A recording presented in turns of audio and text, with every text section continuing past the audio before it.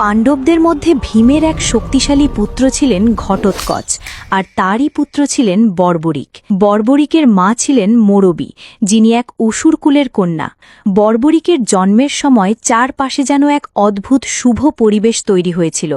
তার মাথা ভর্তি ঘন চুল ছিল, সিংহের কেশরের মতো। এই কারণেই তার নাম রাখা হয় বর্বরিক। ছোটবেলা থেকেই সে মায়ের প্রতি গভীর ভক্তি ও ভালোবাসা রাখত।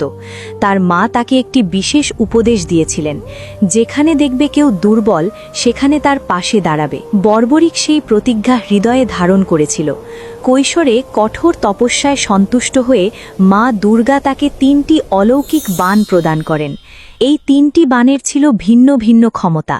একটি লক্ষ্য নির্ধারণ করে, একটি শত্রু চিহ্নিত করে, আর তৃতীয়টি সমস্ত শত্রুকে বিনাশ করতে সক্ষম।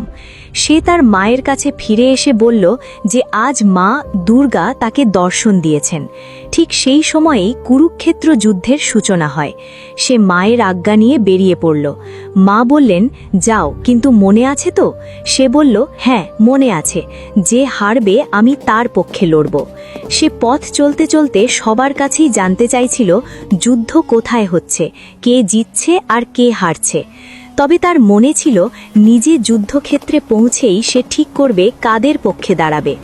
এই খবর পৌঁছাতেই ভগবান শ্রীকৃষ্ণ বুঝতে পারলেন, যদি বর্বরিক এই যুদ্ধে অংশ নেয় তবে এর কোনো শেষ থাকবে না। তাই তিনি এক ব্রাহ্মণের রূপ ধারণ করে তার সামনে উপস্থিত হন। একটি অশ্বত্থ গাছের নিচে বসেছিলেন তিনি। ঠিক তখনই বর্বরিক একটি নীল ঘোড়ায় চড়ে সেখানে এসে পৌঁছাল।